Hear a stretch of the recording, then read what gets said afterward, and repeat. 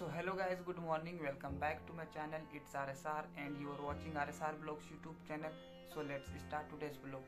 तो जैसा कि गाइज आप लोगों ने पिछले एपिसोड में देखा, हम लोगों ने किस प्रकार से रांची से पूरी आए ट्रेन के द्वारा एंड पूरी बीच गए, वहाँ घूमे, उसके बाद वापस गए होटल में जाने के बाद कुछ देर हम लोगों ने आराम किया। फिर गाइज हम लोग आराम करके दोपहर का समय था, करीब 1:30-2 बज रहा था, अपनी डेस्टिनेशन की ओर चल पड़े। हम लोग इस दिन केवल 3 डेस्टिनेशन पर गए, पहला चिल्का लेक, दूसरा लारनाथ टेम्पल एंड तीसरा गोल्डन बीच। तो गाइज मैं आप लोगों को इन तीनों जगह का थोड़े इंटरेस्टिंग कुछ फैक्ट्स, थोड़ी यूनिक, डिफरेंट एंड साथ ही साथ मैं आप लोगों को ज्ञान की ढेर सारी बातें बताऊंगा आज का इस एपिसोड में। सो गाइज बिना समय गवाए चलिए शुरू करते हैं आज की एपिसोड को। 3, 2, 1।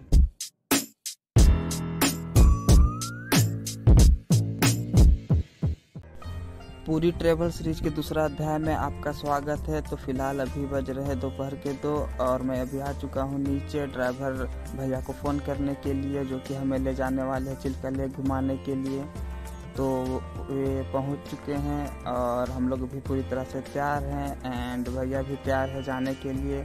तो हम लोग सब कोई गाड़ी में बैठ चुके हैं एंड अब निकलते हैं चिल्का लेक के लिए। और गाइज मैं आपको बता देना चाहूँगा कि चिल्का लेक से पूरी की जो दूरी है लगभग 40 किलोमीटर के आसपास है और चिल्का लेक गंजम जिले में स्थित है।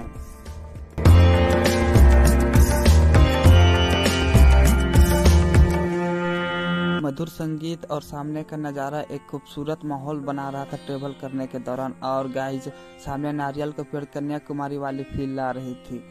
तो गाइज हम लोग संगीत सुनते सुनते धीरे धीरे आगे बढ़ने लगे और चिल्का लेक का स्टार्टिंग पॉइंट पहुंच ही चुका था। जैसे कि आप लोग देख सकते हैं सामने सिर्फ पानी दिखाई दे रहा है। तो फिर हम लोग पहुंचे एक ढाबा में पेट पूजा करने के लिए, क्योंकि पेट पूजा भी करना बहुत ज़रूरी है, तभी तो जा पाएंगे घूमने के लिए आगे।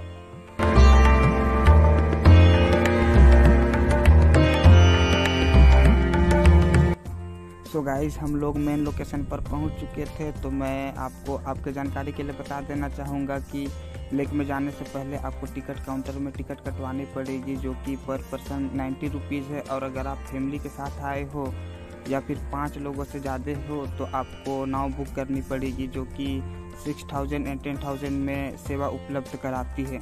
तो फिर हम लोग यहाँ पे टिकट वगैरह कटवाएं एंड लाइफ जैकेट वगैरह पहने और हम लोग आगे लेक की ओर बढ़ने लगे।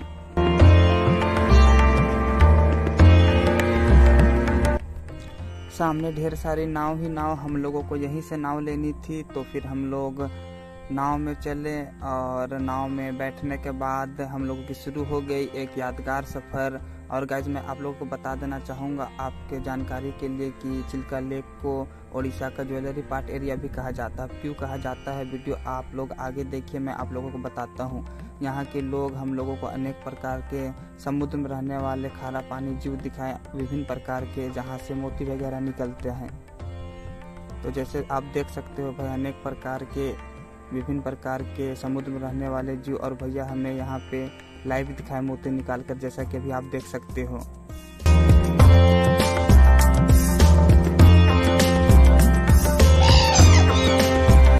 हम लोगों की कुल 3 घंटे की यात्रा थी। तो इस यात्रा के दौरान मैं आपको आपके जानकारी के लिए बता देना चाहूँगा कि चिल्का लेक भारत का पहला और विश्व का दूसरा सबसे बड़ा खारा जल वाला लगून झील है। और इस झील में हर साल सर्दियों के मौसम में अनेक प्रकार के विभिन्न पक्षियाँ आते हैं माइग्रेशन करने के लिए, जिनमें से 45% जल में रहने वाली, 35% भूमि में रहने वाली और 25% बगुले पाए जाते हैं।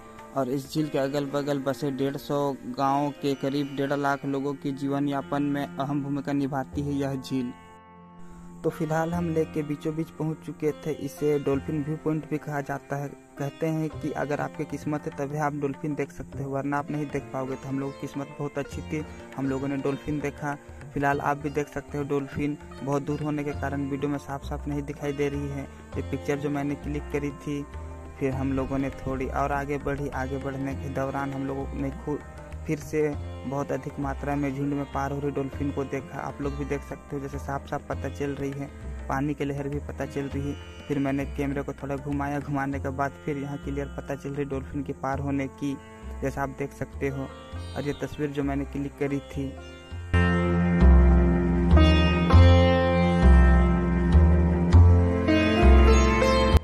शाम भी होने को आई थी और चारों तरफ झील का एक अद्भुत नज़ारा था। तो फिलहाल हम लोगों ने कैमरे से कुछ बेहतर पिक्चरें क्लिक करी थी, जिसे अभी आप आगे देखो।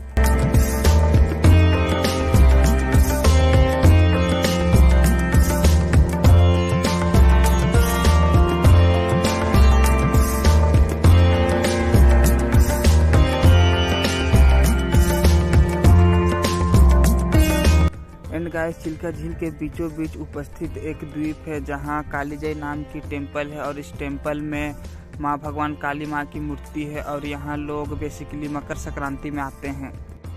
भारत देश के 29 राज्यों में से एक राज्य ओडिशा में यह झील स्थित है और यह झील का लगभग मैक्सिमम क्षेत्रफल करीब 1100 किलोमीटर के आसपास है। और गाइस, मैं आपको बता देना चाहूँगा कि दया नदी और यह झील आपस में मिला हुआ है, जो कि अंतिम में पूर्व की ओर स्थित हिंद महासागर के बंगाल के खाड़ी में जाकर मिल जाती है। तो इसी के साथ हमारे 3 घंटे भी बीत चुके थे। अब बारी थी वापस जाने की। सनसेट भी होने को थी और ठंड भी बहुत ज़्यादा लग रही थी। और वापस जाने के दौरान हमारे नाव के चालक, जो एक गाइड के रूप में भी काम कर रहे थे, जो हमें एक और लोकेशन पर लेकर चले गए, जिसे हिंद महासागर के सी माउथ समुद्री मुहाना भी कहते हैं। तो फिलहाल हम लोग वहाँ पे चलते हैं और वहाँ पे जाके आपसे मिलते हैं।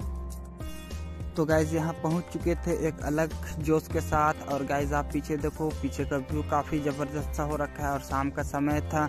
समुद्र से आते हुए लहर की आवाज़ मुझे संगीत के साथ धुनों की याद दिलवाती थी।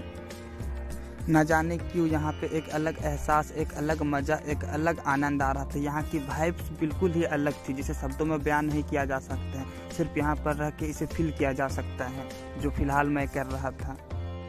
काफ़ी इंजॉय करने के बाद हम वापस चले अपने बोट के पास और इधर सनसेट भी पूरी तरीके से हो गई थी। समय भी ढलते जा रही थी और देखते ही देखते रात भी हो गई थी। चारों तरफ अंधकार सा छा गया था और ठंड का तो बात ही मत करो, बहुत ज़्यादा थी, हड्डी जमा देने वाली। और फाइनली हम लोग अपने गाड़ी के पास पहुंच चुके थे। गाड़ी में बैठे फिर हम लोग अपने सेकेंड डेस्टिनेशन के लिए निकल गए, जो कि था अलारनाथ टेम्पल। रात के करीब बज रहे थे 8 और हम लोग अलारनाथ टेम्पल पहुंच चुके थे। और यहाँ के मंदिर की कलाकृति एक अलग ही कहानी बयां कर रही थी। यहाँ का इतिहास मैं आपको बता दूं, जब भगवान चैतन्य भगवान अलारनाथ को प्रणाम करने के लिए नीचे झुके थे, तो भगवान चैतन्य के पैर के नीचे के पत्थर पिघल सी गई थी। इन्हीं तथ्यों के कारण यह मंदिर प्रसिद्ध है। तो बाकी बात अब आगे की सिनेमैटिक्स एंजॉय कीजिए।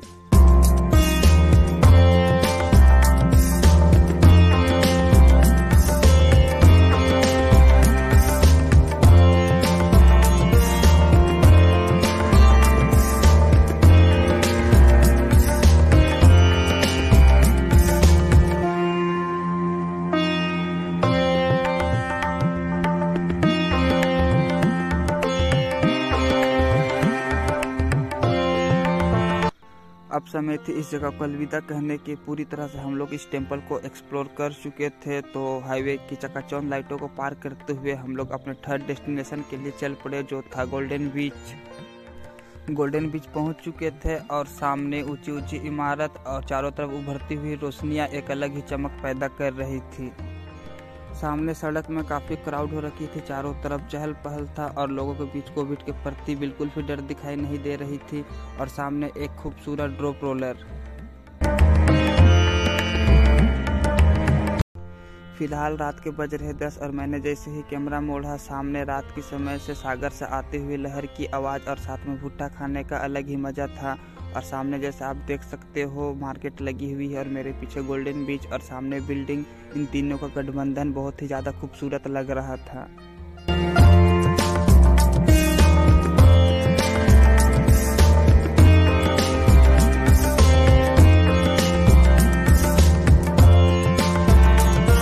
इसी के साथ फिलहाल मैं आपको अनेक प्रकार की मछलियाँ दिखाता हूँ, समुद्री जीव मछलियाँ। वैसे तो मैं हूँ शाकाहारी, ये सब खाता नहीं हूँ, लेकिन आप कमेंट करके बताइएगा कौन कौन सी मछलियाँ हैं।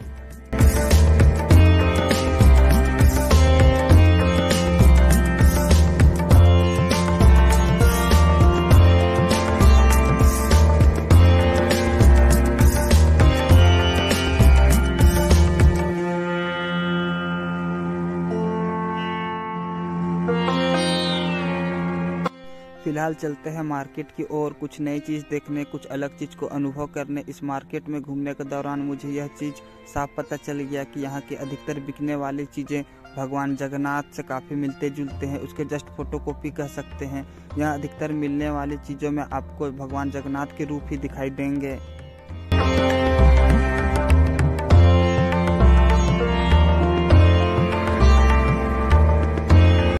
ब्लू फ्लैग सर्टिफिकेशन के कारण भारत के 8 समुद्री तटों में से एक समुद्र तट का ओहदा इसे भी प्राप्त है।